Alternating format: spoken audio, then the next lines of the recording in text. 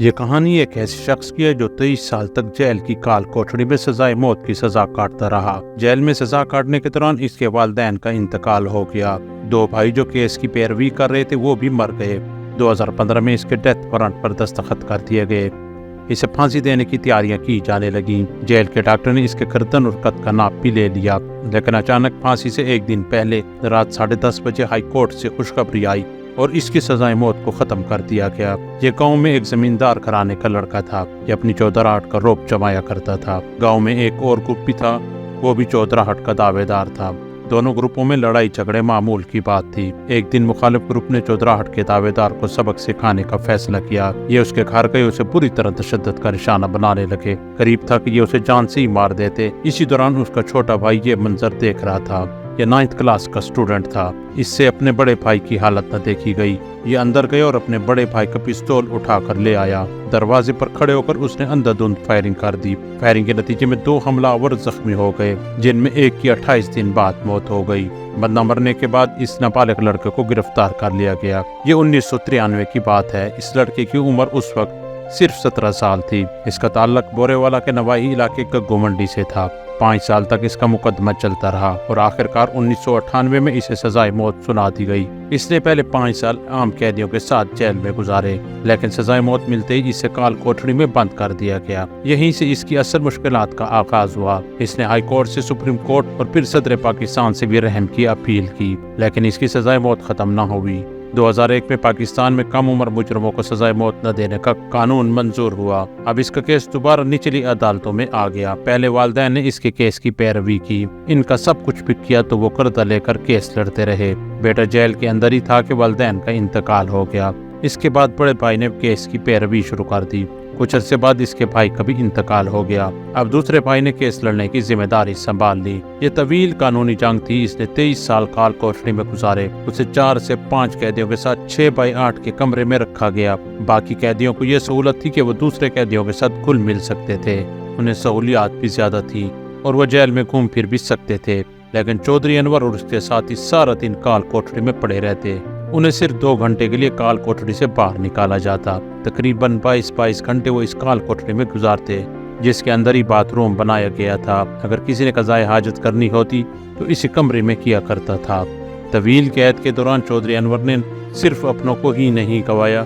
جب بھی کسی کی پھانسی کا وقت آتا تو یہ انتہائی خوفناک منظر ہوتا۔ تمام قیدی انتہائی خوفزدہ اور اداس ہوتے۔ ساتھی کو پھانسی ہونے کے بعد پہلے سے موجود قیدی کئی دن تک کھانا نہیں کھاتے تھے۔ سزائے موت کے منتظر اس قیدی کو اتنی زیادہ ٹینشن ہوتی تھی کہ اسے فالج کا اٹیک ہو گیا اور اس کا جسم کا بایاں حصہ مکمل طور پر مفلوج ہو گیا۔ کچھ عرصے کے بعد ٹینشن کی وجہ سے اسے ہارٹ اٹیک بھی آ گیا۔ آخرکار 2015 میں اس کے ڈیتھ وارنٹ پر دستخط کر دیے گئے۔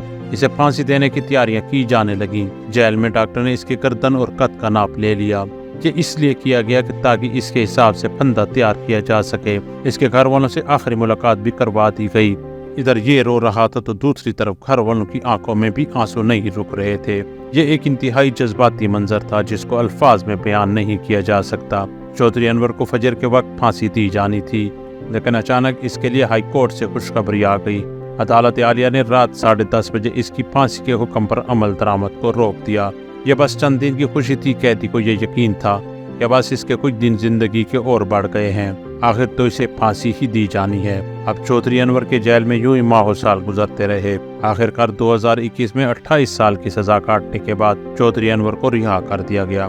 یہ ڈسٹرکٹ جیل وہاڑی سے باہر آئے تو اس کے لیے دنیا مکمل طور پر بدل چکی تھی۔ جب یہ جیل گیا تھا تو اس وقت نہ فون تھے، نہ ہی انٹرنیٹ، نہ گاڑیاں، سڑکیں اور دیگر سہولیات بھی نہ ہونے کے برابر تھیں۔ یہ باہر آیا تو ایک نئی دنیا اس کے منتظر تھی۔